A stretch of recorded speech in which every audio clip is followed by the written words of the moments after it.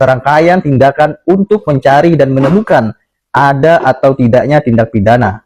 Mengenai penghentian proses penyelidikan, secara spesifik tidak diatur di dalam Kitab Undang-Undang Hukum Acara Pidana, melainkan diatur di dalam Surat Edaran Kapolri nomor 7/7/2018. Di dalam surat ini juga disebutkan, bila mana ditemukan fakta dan bukti baru atau novum, maka penyelidikan dapat dibuka kembali.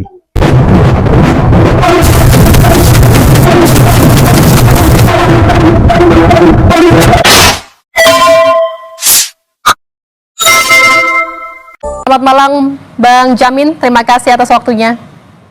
Selamat malam Mbak, terima kasih. Ya Bang Jamin, ini kan Bareskrim sudah menyatakan penyelidikan kasus tudingan ijazah palsu Jokowi ini dihentikan karena memang ijazahnya asli dan sah.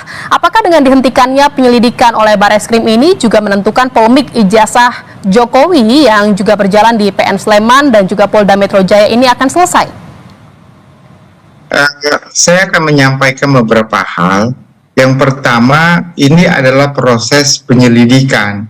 Ya, apa yang dicari dalam penyelidikan adalah untuk mencari apakah ada peristiwa pidana atau tidak. Nah, kalau tidak ditemukan ada peristiwa pidana, maka dihentikan. Nah, tadi kalau itu masuk lab 4 terkait dengan ini, maka sebenarnya permohonan untuk lab 4 itu pengujian alat bukti yang masuk ranah penyidikan, upaya paksa. Jadi menurut saya sangat prematur ya, sangat cepat untuk bisa menyatakan ini diberhentikan karena sudah ada lab 4. Perlu saya sampaikan di sini, dalam pidana non identik ya, non identik itu atau identik.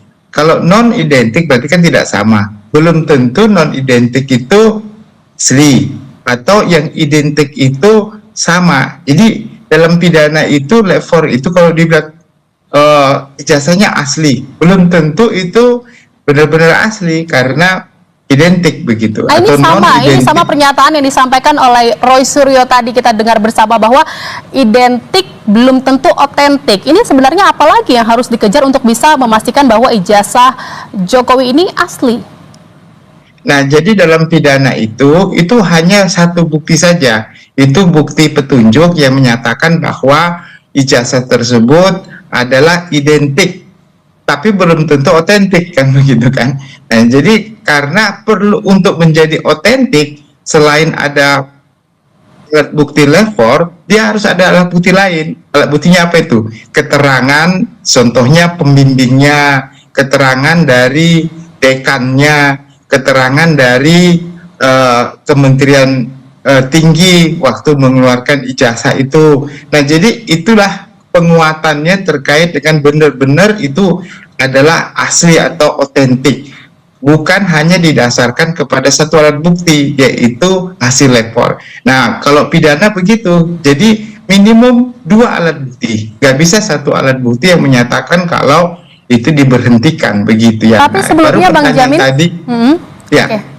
Pertanyaan tadi terkait dengan apakah diberhentikan atau tidak kasus perdatanya, tidak serta-merta, karena keperdataan itu bukan menguji terkait dengan identitas otentiknya, tetapi keberadaannya, keberadaan ada enggak Pak ijazah tersebut ya, ada atau tidak, bukan otentiknya. Nah, kalau tidak ada berarti selama ini memang nggak pernah ada ijazah yang dikeluarkan oleh UGM, kan begitu kan. Jadi ini yang menjadi dasar hal yang berbeda. Jadi nggak serta-merta dengan pemberhentian tadi dalam proses penyelidikan, maka berhenti pula lah permohonan gugatan. Artinya masih terus berjalan ya proses hukum yang ada di PN Sleman dan juga Polda Metro Jaya?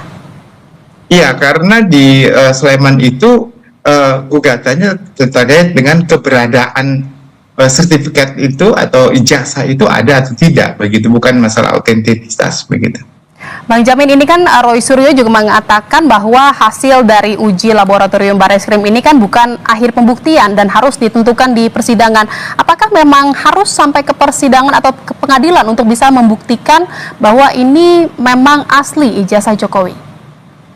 Kalau dalam proses pidana, acaranya itu adalah kalau nanti ada unsur pidananya, ada peristiwa pidana ya berdasarkan suatu bukti yang mula-mula tadi ya, maka ditingkatkan menjadi penyidikan. Dalam proses penyidikan itulah maka saya katakan tadi ada upaya hukum lain, yaitu terkait dengan apa? Adanya lapor, adanya keterangan ahli, adanya saksi-saksi. Nah, dari keterangan saksi, ahli, dan juga bukti lapor tadi, ternyata tidak cukup bukti untuk bisa menyatakan ini sebagai suatu perbuatan pidana yang bisa dituntut di pengadilan, sehingga bisa dikeluarkan surat perintah pemberhentian penyidikan. Yang ada saat ini dalam konteks itu adalah pemberhentian penyidikan. Kenapa? Karena alat buktinya tidak cukup. Tapi kalau di penyelidikan itu sebenarnya bukan didasarkan lapor, karena lapor itu bukan menjadi dasar menyatakan peristiwa pidananya tidak ada. Apalagi kalau lapor itu seharusnya dilakukan pada saat proses penyidikan, bukan penyelidikan. Nah, jadi menurut saya harusnya ya Bareskrim itu boleh saja nggak apa-apa memberhentikan dalam proses penyidikan, tetapi sudah komprehensif kan, semuanya sudah diperiksa, bukan hanya cuma dasarnya ada lapor saja untuk menyatakan ini tidak ada peristiwa pidana. Saya kira masyarakat jadi tendensius nanti menilai ini kan karena masih ada hubungan dengan yang lainnya. Jadi tendensius, menurut saya terlalu cepat juga ya. Harusnya di proses penyidikan kalau memang tidak ada bukti di SP3 itu lebih bijak yang dibandingkan dengan sebelumnya begitu. Tapi kan Bareskrim mengatakan bahwa memang sudah memeriksa saksi juga, ada 39 saksi yang diperiksa sejauh ini. Artinya itu belum cukup dan masih dikatakan bisa jadi ini adalah masih terlalu prematur. Kalau di penyelidikan itu nggak ada upaya paksa. Ya, kita coba dengar kemarin, apakah benar ada penyitaan terhadap bukti itu ya, kait dengan surat aslinya begitu. Apakah surat asli itu sudah pernah ditunjukkan kepada saksi-saksi yang dipanggil, dan saksi-saksi itu siapa saja ya, apakah saksi dari pelapor atau dari saksi yang terlapor. Nah, itu kan sangat komprehensif ya. Jadi itu harusnya dilakukan dalam proses penyidikan.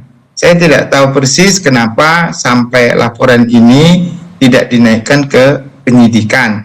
Nggak perlu penyidikan itu, ada suatu peristiwa pidana, ada ya nggak apa-apa, tapi nggak cukup menyatakan ini sebagai perbuatan yang dapat dituntut di depan pengadilan. Bisa seperti itu, tapi sudah komprehensif ya, sudah komprehensif semua perbuatan itu. Jadi kalau seperti ini seakan-akan ya masyarakat menilai ini terlalu prematur untuk menyatakan. Tapi dengan kondisi ini, Bang Jamin, singkat saja, ini apakah ada kewajiban dari Jokowi untuk bisa menunjukkan ijazahnya ke publik? Karena memang ini udah bergulir terlalu liar. Kalau ke publik saya kira tidak ya. Tapi kalau untuk proses pembuktian di pengadilan maupun proses penyidikan ya wajib itu harus kan, kalau sesuai dengan perintah undang-undang begitu, Mbak.